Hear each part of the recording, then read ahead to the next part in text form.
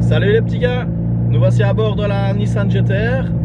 Donc là je reviens du boulot, parce que nous on est dans l'agroalimentaire d'une usine chimique, donc on est dans les usines qui doivent tourner, donc on est là quoi. Donc j'en profite pour aller faire le chemin du travail avec la Nissan, comme ça elle se rôde un petit peu. Ici j'ai une centaine de kilomètres avec le nouveau moteur. Donc demain je ferai la vidange. Logiquement, touchons du bois, pour le moment tout se passe bien. Donc ici il y a beaucoup de bruit. Donc, je vais un peu vous expliquer. Ici on a changé, j'ai changé les paramètres de la boîte à vitesse, parce que maintenant il y a un nouveau truc dans l'Access Tuner. C'est le programme qui permet de reprogrammer le boîtier d'origine de la Nissan. Donc c'est Coop qui fait ça. Donc je suis tuner Coop officiel, on va dire, pour la Belgique.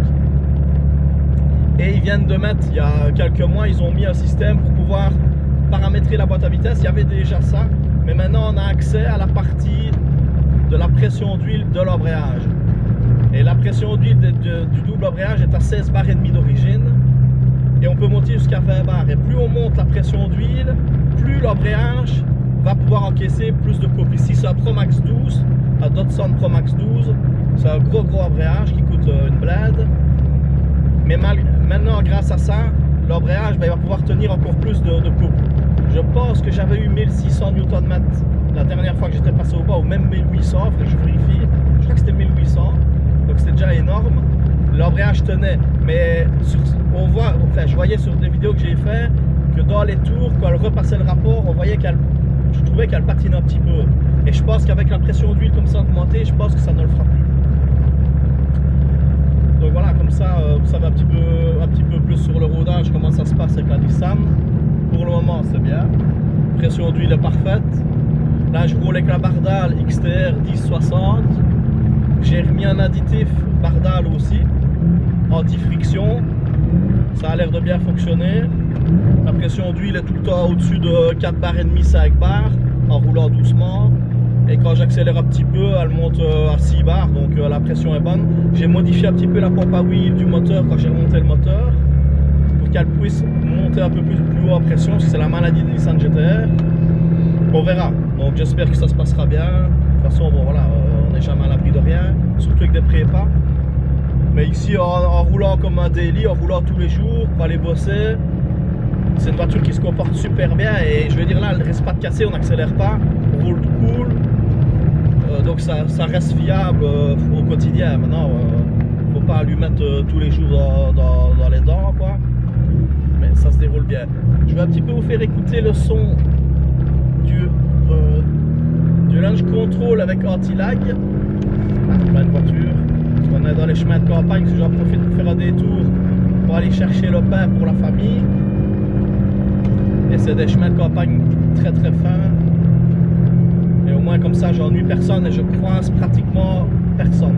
Comme on est en confinement, c'est mieux de faire comme ça. Là, ici il n'y a personne, je vais me mettre ici. Vous allez écouter un peu le son que ça fait quand on met le launch control et quand il lag.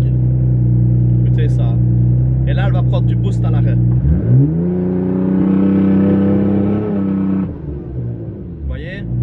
En fait à l'arrêt, là j'ai pris 1 bar et demi, en fait elle monte en pression avant de démarrer. Donc dès que vous allez démarrer, vous avez directement les chevaux qui sont là.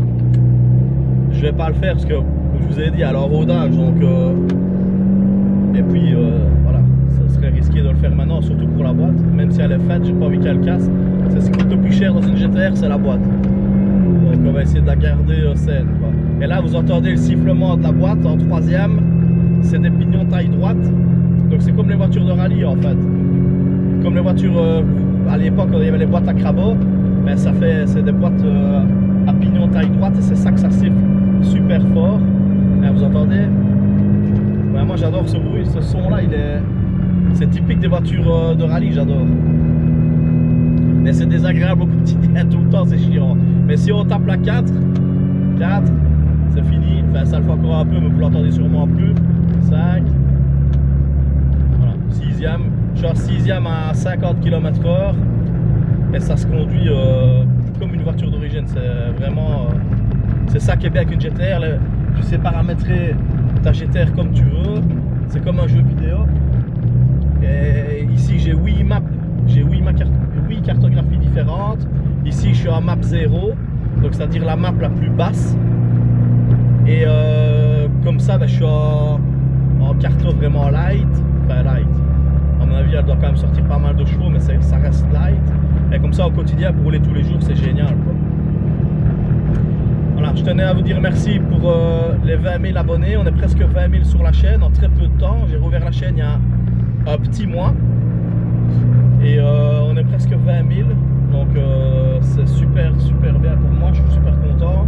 Je regrette pas d'avoir fait. Au début j'avais un peu peur de le faire vu les problèmes que j'avais eu auparavant avec certaines vidéos que je faisais ou certaines vidéos que j'ai montrées.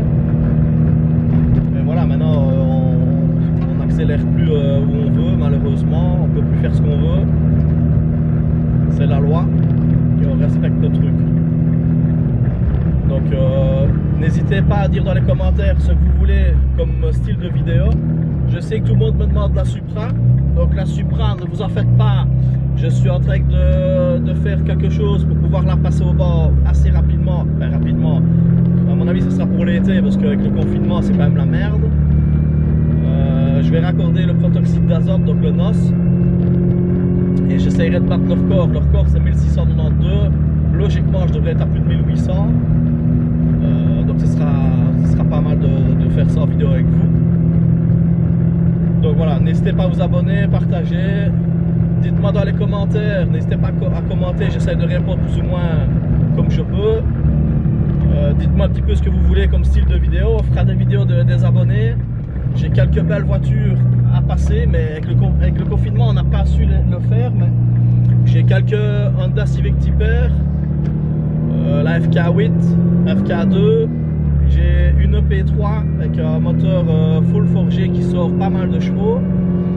On a aussi un K20 compresseur qui marche super fort dans une G. Il y a plein de petites voitures comme ça super bien préparées à vous faire partager. Donc il va y avoir plein de choses quand même sur la chaîne. Ce sera un peu différent. Voilà les gars, merci à tous. Moi je vais à la boulangerie chercher le pain. Allez, ciao les gars. Amusez-vous bien et prudent surtout.